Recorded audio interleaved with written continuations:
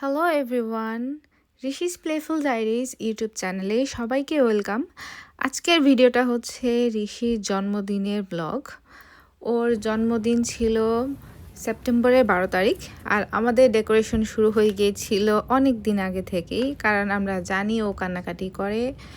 তারপর ঘুমের টাইম, তারপর ওকে কোলে রাখতে হয়, একটু সময় আমাদের হবে না, অনেক দিন আগে থেকেই শুরু হবে। তো আমি অনেক জিনিস অ্যামাজন থেকে অর্ডার দিয়েছি, কিছু জিনিস ডলার ট্রি থেকে কিনেছি, কিছু জিনিস শিন থেকে কিনেছি। যখন যেটা মনে হয়েছে, মানে যেখানে ভালো লেগেছে কিনে নিয়েছি। কিছু ওয়ালমার্ট থেকেও কেনা হয়েছে। তো পেছনে যে আর্টটা দেখা যাচ্ছে সেটা আমি শিন থেকে কিনেছি। প্রথমে আমি এটা এখানকার একটা স্টোরে দেখেছিলাম, ওইটাতে অনেক দাম ছিল। শিনে আমি মোটামুটি রিজনেবল প্রাইসে পেয়েছি, এই জন্য শিন থেকে কিনে নিয়েছি। আর আরেকটা বানাতে গিয়ে একটু সাইডে বাঁকা হয়ে গিয়েছে, তাও দাম অনুযায়ী এটা অনেক ভালো ছিল। আমি এখন এটা অ্যাসেম্বল করে নিচ্ছি। প্রথমে ভাবছিলাম যে এত বড়টা আমি কি করে করব, কিন্তু বানানোর সময় মনে হলো এটা এত কঠিনও না, ইজি আছে বানানো। এখানে একটা ম্যানুয়াল দেয়া ছিল, ওইটা দেখে দেখে বানানো। ওইটা আসলে দেখার দরকার নেই, এমনিতেই করা যায়, মানে ইজি। জাস্ট পাইপগুলো একটার ভেতরে একটা ঢুকিয়ে দিলেই হয়। পরে লাস্টের ফিনিশিংটা একটু একটু কঠিন হয় লাস্টেরটা লাগানোর জন্য, কারণ অনেক উঁচু হয় এটা। শেষে দুইজন ধরতে হবে আর কি, নইলে পড়ে যায়। আর এটা স্টেবল না আর কি, পড়ে যাবে। এই জন্য আমরা লাস্টে বানানোর পরে একটা টেবিল দিয়ে রেখে দিয়েছিলাম, কারণ ঋষি এটা দিয়ে ও বাচ্চাও যদি ধরে এটা টুস করে পড়ে যাবে আর কি। তো এই জন্য আমরা বানানোর পরে অন্য একটা সাইডে রেখে দিয়েছিলাম, এটার মাঝখানে আবার একটা টেবিল দিয়ে রেখেছিলাম, যেন রেখে ওটা ধরে না। আর যদি ধরেও যেন টেবিল আটকে রাখতে পারে আর কি, এটা যেন না পড়ে। তো আমাদের সাজুগুজু শুরু হয়ে গিয়েছিল। আমাদের সাজুগুজু না, ঘরের ডেকোরেশনের কথা বলছি। কয়েকদিন থেকেই শুরু করে দিয়েছিলাম। আর অনেক বেলুনের দরকার ছিল, কারণ আমি যেরকম সাজাতে চেয়েছিলাম সেটার জন্য অনেক বেলুনের দরকার। তো বেলুন তো ফুলানোর জন্য একটা বেলুনের মেশিন কিনেছি অ্যামাজন থেকে। এটা অনেক কাজে দিয়েছে আমার। প্রায় 200-র মতো মনে হয় বেলুন আমি ফুলিয়েছি। তো এখন আমি বাসায় একা।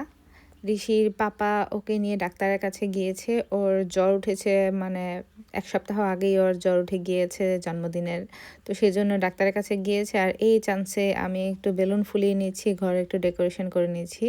ও বেলুন ফুলানোর শব্দ শুনলেও কান্নাকাটি করে। এটাতে যে শব্দ হয়, এই শব্দটা শুনলেও কান্না শুরু করে দেয়। এই জন্য ওকে সামনে রেখে বেলুন ফুলানো যায় না। তো এটা নিয়ে কাহিনী, এত বেলুন ফুলানো লাগছে, কিন্তু ওকে বাইরে রেখে তো আর ফুলানো যাবে না, ও তো ঘরেই থাকে। তো আমরা অনেকগুলা ফ্যান চালিয়ে দিয়েছি, সাউন্ড ছেড়ে দিয়েছি, তারপর দরজা লাগিয়ে আমি বাথরুমে গিয়ে বেলুন ফুলিয়েছি। তারপর এই যে বেলুন একটা আস্তে আস্তে রেডি করে নিচ্ছি। আর ওরা নাই বলে, ওরা না থাকার পরে আমি তাড়াতাড়ি করে যতগুলা পারি বেলুন ফুলিয়ে নিয়েছি, কারণ আসলে পরে আর ফুলানো যাবে না। এই যে আমাদের ডেকোরেশন মোটামুটি শুরু হয়ে গিয়েছে, মোটামুটি প্রায় শেষের দিকেই। তো পেছনে যে এখানে আমরা জন্মদিনের যে ব্যানারটা দিয়েছি, হ্যাপি বার্থডে লেখা, ওইটা আসলে আমাদের প্ল্যান ছিল আর একটু বড় হবে, কিন্তু আমি এটা শিন থেকে এনেছি, ওখানে আমি বুঝি নাই এটা এত ছোট হবে। তবে স্ট্রবেরির থিম ছিল, তো স্ট্রবেরির কালারটা মানে ভালোই এসেছে, কিন্তু এই থিমের সাথে বা ব্যাকগ্রাউন্ডের সাথে এই ব্যানারটা ভালো করে দেখা যাচ্ছে না। এজন্য আমরা ভেবেছি যে সময় আছে, এখন থেকে অ্যামাজন থেকে অর্ডার দেওয়া যায়। তারপর ওই দিনই অ্যামাজনে খুঁজে ওর পাপা একটা অর্ডার দিয়ে দিয়েছে, তো এটা ক্যান্সেল, এটা অন্য জায়গায় আমরা রেখে দিব। আর এখানের জন্য নতুন একটা অর্ডার দেওয়া হবে। তো রাতের বেলা দেখছি যে আমরা ছবি যদি রাতের বেলা তুলি, তাহলে এখানে এই আর্কটার জন্য একটু অন্ধকার হয়ে যাচ্ছে। এখানে এক্সট্রা লাইট কিনেছি আমি, যেগুলো আর্কে লাগিয়ে দেওয়া যাবে। এগুলা দিয়েও ট্রাই করছিলাম আসলে কেমন করে লাইট আসবে। তো আমার ভিডিওগুলো একটু এলোমেলো হয়ে গিয়েছে, যেটা আগে আসার কথা ছিল সেটা পরে চলে গিয়েছে, পরেরটা আগে। তো এটা ছিল আগের, যখন আমরা রেডি করছিলাম আর কি। পেছনের যে স্ট্যান্ডটা দিচ্ছিলাম, স্ট্যান্ডের হাইট আর আর্কের হাইট দুইটা মিল হবে কিনা, তারপর পেছনের ব্যাকগ্রাউন্ডে কি কি দিব, এগুলো ভাবছিলাম। আসলে আগে থেকে কোনো প্ল্যানিং ছিল না, মানে মোটামুটি ভেবে রেখেছিলাম এটা ইউজ করব, ওইটা ইউজ করব, বেলুন আর্ক দিব, লাল কাপড় দিব, ঝিলিমিলি জিনিস দিব, কিন্তু কোনটার পরে কোনটা দিব বা একজ্যাক্ট ডেকোরেশনটা কেমন হবে এত ভেবে রাখি নাই। তো সময় মতো জাস্ট দিয়ে দিয়ে দেখছিলাম এটা কেমন লাগে, ওইটা কেমন লাগে। তো এই ঝিলিমিলি কাগজটা খুলছিলাম, এটা ওখানে লাগানো হবে। এর মাঝখানে আবার ঋষিকে কোলে নেওয়া লাগতেছে, ও একটু পরপর কান্না করে, ওকে কোলে নিতে হয়। আর ওকে ছেড়েও দিই নাই, কারণ এগুলো দেখলে ও টেনে ছিঁড়ে ফেলে। একটু নিচে রেখেছিলাম, এটা 2 সেট ছিল, একটা মোটামুটি একটু ছিঁড়ে ফেলেছে, এজন্য ওকে কোলেও নিয়ে নিয়েছি আমি।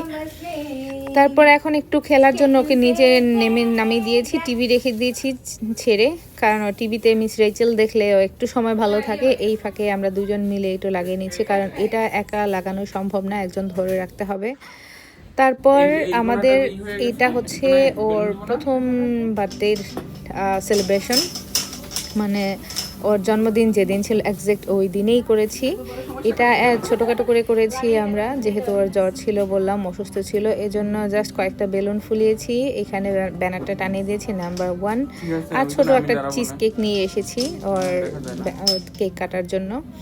আর মেইন যেটা করব দেখাচ্ছিলাম এতক্ষণ, যে আর্ট দিয়ে ওই সাইডে ডেকোরেশনটা, ওইটা আসলে আমরা তখনও ভাবছিলাম যে আমরা আসলে পরের দিন করতে পারবো কিনা, বা রাতে করতে পারবো কিনা, দিনে করতে পারবো কিনা। লাইটিংয়ের একটা ব্যাপার ছিল, কখন ছবি তুললে কালার ভালো আসবে, লাইট ভালো আসবে। আর যেহেতু অসুস্থ ছিল, এজন্য আমরা কাউকে ইনভাইটও করিনি, কারণ ও সারাক্ষণ কান্নাকাটি করছিল। আমরা নিজেও জানি না কখন কেক কাটিং হবে, কখন ছবি তুলতে পারবো। তো মানুষকে ইনভাইট করলে পরে ও যদি সারাক্ষণ কান্নাকাটি করে, আমরা সারাক্ষণ বাচ্চা নিয়ে কোলে বসে থাকি, তখন মানুষ বলবে দেখো, মানে নিজেদের বাচ্চা নিয়ে বিজি আছে, আমাদেরকে কেন বলবে। এজন্য এই বছর ভেবেছি আমরা কাউকে ইনভাইট করব না, ও আরেকটু বড় হোক, নিজে বুঝুক বার্থডেটা কি। যখন নিজে এনজয় করতে শিখবে, ওর ভালো লাগবে, তখন হয়তো বুঝবে যে মানুষ আসলে ভালো লাগে, তখন হয়তো আমরা অন্য মানুষকে ইনভাইট করবো। অনেক বাচ্চা কাচ্চা থাকলে তাদেরকে ইনভাইট করা যাবে, জন্মদিন তো বাচ্চাদেরই আনন্দ আসলে।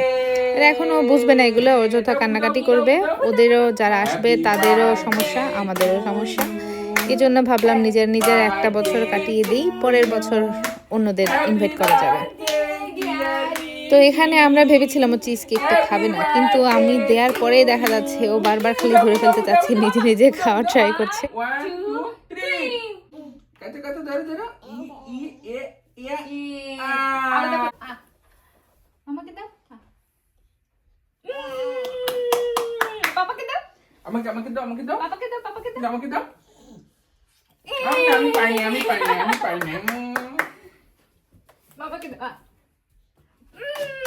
আমি পাই নাই পাপাকে দাও পাপাকে দেখিস সব মামারে খাওয়াই সব মামাকে পাপাকে দাও তো এখানে ও এখনো চিজ কেকটা খাওয়া শুরু করেনি, ভাবছে কি করা যায়, একটু একটু করে ধরা ট্রাই করছে। ও প্রথম নতুন কিছু জিনিস দিলে প্রথমে আঙুল দিয়ে একটু একটু করে দেখে জিনিসটা কি দিল, তারপরে খাওয়া শুরু করে দিয়েছে। আর ও যেহেতু খাচ্ছে, এই সুযোগে আমরা একটু ছবি তুলে নিচ্ছিলাম। আমিও ক্যামেরা নিয়ে এসেছি এদিকে, বিভিন্ন সাইড থেকে ক্লিক দিচ্ছিলাম, আর সাইড থেকে ওর পাপা ওকে হাসানো ট্রাই করছিল। আর ও মনের আনন্দে আর কি খেয়ে যাচ্ছিল। আর এই নাম্বার 1টার কথা কি বলবো, এটা যেদিকেই রাখি এটা জাস্ট উল্টা হয়ে যায়, বারবার এটারে সোজা করে দিই, এটা বারবার শুধু বাঁকা হয়ে যায়। এটার জন্য একটু ঝামেলা হচ্ছিল, কয়েকটা ছবি আমার এরকম উল্টেও গেছে। ছবি তুলতে যাই তখন নাম্বার 1টা দেখা যাচ্ছে যে ঘুরে যাচ্ছে, তো ঘোরা অবস্থায় কিছু ছবি উঠে গেছে, কিছু করার নাই। তো এখানে ওকে আমি আবার খাইয়ে দিচ্ছি, ওখানে ছবি তোলার ফাঁকে ভুলেই গিয়েছিলাম যে আমি ওকে তো খাইয়েই দিইনি। তো এই যে নাম্বার 1টা আবার উল্টে গেছে। এখানে কিছুক্ষণ ট্রাই করছিলাম ওকে বাইকে বসায় ছবি তোলানো যায় কিনা, কিন্তু যায়নি, কান্নাকাটি শুরু করে দিয়েছে, এই যে চলে যাচ্ছে কেঁদে কেঁদে। তো পরের দিন সকালবেলা এই ভিডিওটা সকালবেলা আমরা আবার সাজানো গোছানো ট্রাই করছিলাম, কারণ আমাদের মেইন ডেকোরেশন যেখানে হচ্ছিল ওইটা এখনও ফাইনাল হয়নি, সাজুগুজু চলছিল, এখনও ডেকোরেশন চলছিল। আর কিছু বেলুন ছিল বারবার লাগাচ্ছিলাম, বারবার খুলে যাচ্ছিল, বেলুন টেপগুলো সহজে থাকে না ভালো করে, আর যেখানে দরকার নাই সেখানে এমনভাবে লাগে, কয়েকটা বেলুন এমনভাবে লেগেছিল, পরে যখন আলাদা করতে যাই তখন আলাদা তো হয় না, বরং বেলুনটাই ফেটে যাচ্ছিল। তো এখানে এই ভিডিওটা আবার আগেই বললাম যে আমার ভিডিওগুলো একটু এলোমেলো হয়ে গিয়েছে। এটা হলো গিয়ে একটু আগে যে ভিডিওটা দেখালাম, ওর প্রথম সেলিব্রেশন যেটা আমাদের হচ্ছিল, সেটার ডেকোরেশনের ভিডিওটা এখানে চলে এসেছে। আবার ফিরে আসলাম এখনের মেইন ডেকোরেশনে। এখানে মেইন আর্টটা আমাদের সাজানো শেষ, নিচের কিছু বেলুন দিতে হবে, উপরের কিছু ফুল বা স্ট্রবেরি এগুলো লাগানো বাকি ছিল। আরও বারবার বেলুনের মাঝখানে এসে বসেছিল, আর আমি যখনই দেখছিলাম যে ও সুন্দর একটা জায়গায় বসেছে বেলুনের মাঝখানে, তখনই আমি কিছু ছবি ভিডিও করা ট্রাই করছিলাম, কারণ এগুলো তো আর পাবো না, 1 বছর তো চলে যাবে, দেখতে দেখতে চলে গিয়েছে। কাজেই সেলিব্রেশনটাও চলে যাচ্ছে। যত ছবি ভিডিও সুযোগ পাই করে নেওয়া ভালো, পরে দেখতে ভালো লাগবে।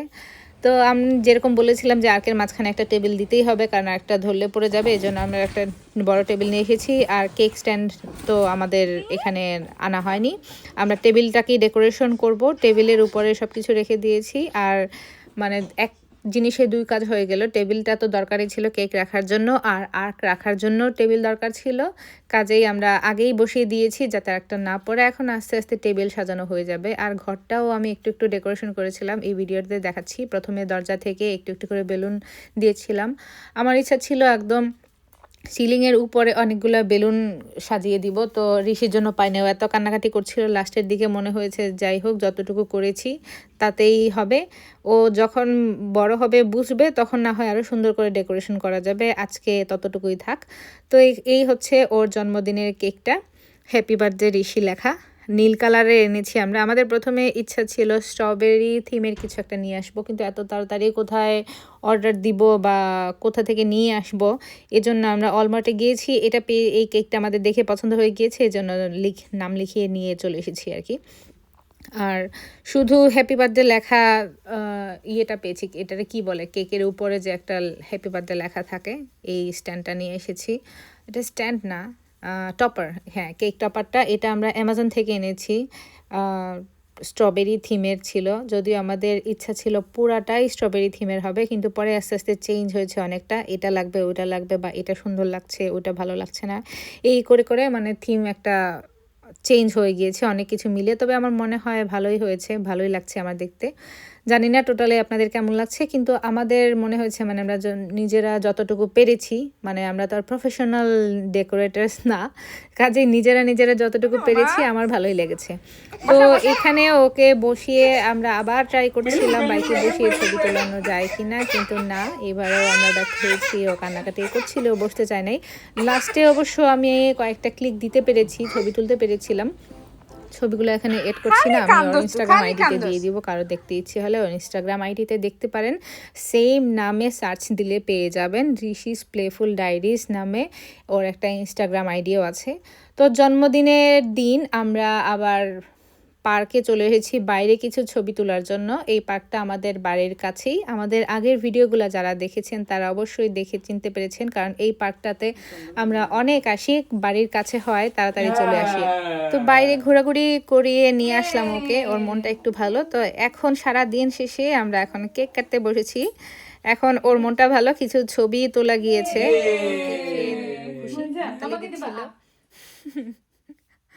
এই জন্য আমরা আসলে কাউকে বলিনি, কারণ আমরা জানি না কখন কেক কাটতে পারবো, কখন ওর মুড ভালো থাকবে, আমরা কখন কি করব, নিজেরাই বা কখন রেডি হতে পারবো সেটাই কোনো ঠিক ঠিকানা নেই। অন্যদের ইনভাইট করে কি করব, এর মধ্যে আবার ও অসুস্থ, এর জন্য কাউকে বলা হয়নি।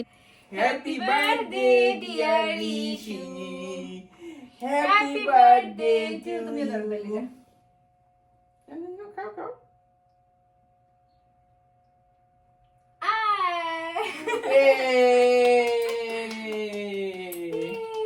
মজা আম্মা, আর তো কেক খাবা না, ভেতর থেকে এত দিই।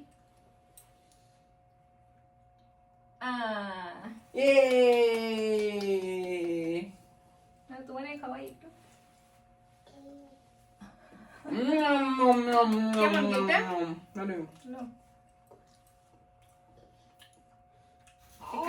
তো এই ছিল আজকের ভিডিও। ওর জন্মদিনের দিন কেমন কাটালাম আমরা সেটা ভিডিও করে রাখলাম। ওর জন্য সবাই অনেক অনেক অনেক আশীর্বাদ করবেন, ও যেন অনেক ভালো থাকে, সুস্থ থাকে, ভালো মানুষ হতে পারে।